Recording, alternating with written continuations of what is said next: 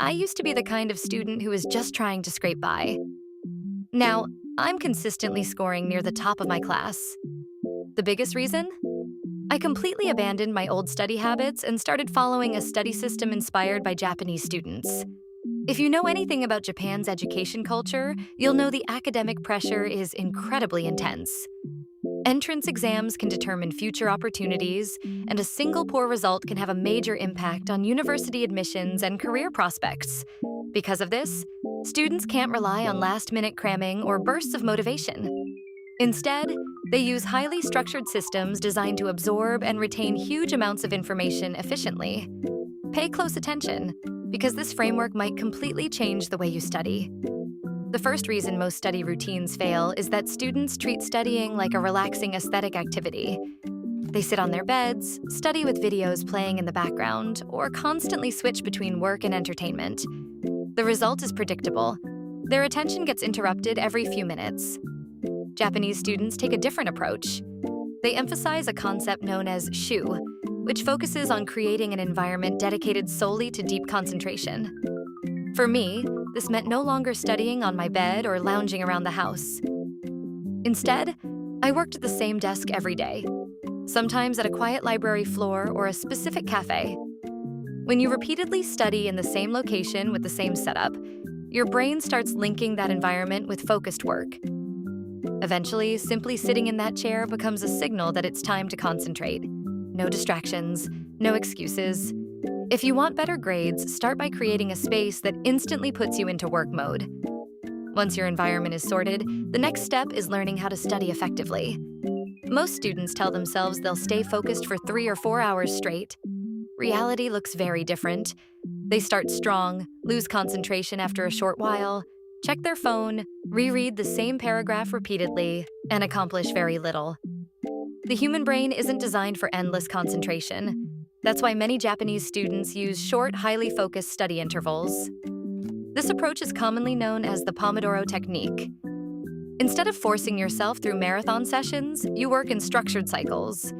Study with complete focus for 25 minutes. During that period, your only responsibility is the task in front of you. Once the timer ends, take a 5-minute break. Stretch, walk around, grab water, and reset. Then begin another focused session. This method works because the limited time frame reduces mental resistance. Since a break is always nearby, your brain is far more willing to stay engaged, and your focus often becomes significantly sharper. The third technique is one of the most important. Many students walk into lectures completely unprepared. They sit down, listen passively, and treat the class like background entertainment. By the end, they feel productive because they attended, but they haven't actually learned much. Japanese students approach lectures differently. Before class, they spend a few minutes previewing the material. This might involve skimming the textbook chapter or quickly reviewing the slides the instructor plans to use. The goal isn't mastery. It's simply gaining a rough understanding of the topic, identifying major concepts, and spotting areas that seem confusing. During this process, they also write down a few questions. These could be concepts they don't understand or points they want clarified. This practice is often linked to active questioning strategies. By identifying gaps in understanding beforehand, students arrive at class with a purpose. Instead of hearing information for the first time, they're actively searching for answers. Their role during the lecture changes as well. Most students try to copy every word on the slides, even though those slides are usually available afterward. Japanese students focus on something more valuable: the information that isn't written down. They record explanations, examples, exam hints, warnings, real-world applications, and important details emphasized by the professor.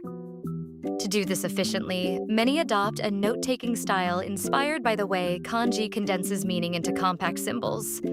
Rather than writing everything word for word, they use keywords, arrows, abbreviations, and quick cues that trigger memory later.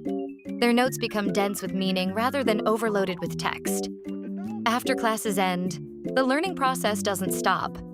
Many students spend a short amount of time reviewing what they learned that day. This is where a huge portion of their progress comes from. Instead of simply rereading notes, they attempt to rewrite concepts from memory using their own words. This technique is called active recall, and it's one of the most effective learning methods ever studied.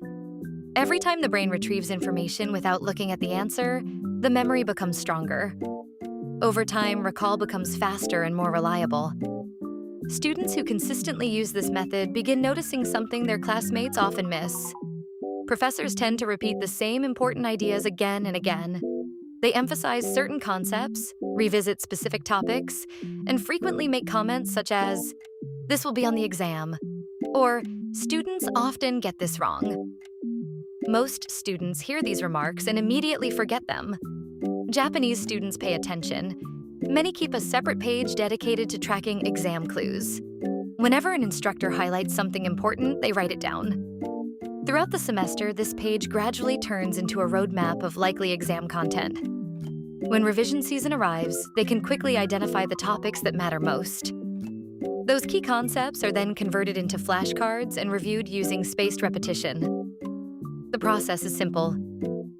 Review a card on the first day, then again after a few days, then after a week, and later after a longer interval. The timing is intentional. The information is reviewed right before it would normally begin fading from memory. Each successful recall strengthens retention even further. By exam day, the material no longer feels freshly memorized. It feels familiar, almost automatic. That's the difference between barely getting through an exam and walking in fully prepared. Now let's discuss something that many study videos overlook entirely: managing the rest of your life. Most students aren't only dealing with coursework. They may have jobs, family obligations, social commitments, and multiple demanding classes all competing for attention. Japanese culture offers a useful principle called kaizen, which focuses on making small, consistent improvements over time rather than relying on dramatic changes. Applied to student life, kaizen encourages steady adjustments. If a student works part-time, the goal isn't to quit their job or push themselves to exhaustion.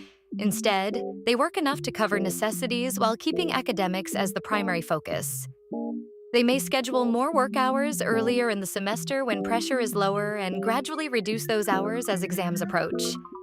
The key idea is making deliberate improvements every week instead of waiting until the last moment and panicking. That is how many high-performing Japanese students operate. And now that you understand the system, you can start putting these strategies into practice yourself. And that's it for today's video. I hope you learned something useful and found a few study techniques you can start using right away. Remember, small improvements every day can lead to huge results over time. If you enjoyed this video, don't forget to like, subscribe, and turn on notifications so you don't miss future uploads. Thank you so much for watching. Take care of yourself, keep working toward your goals, and I'll see you in the next video. Bye!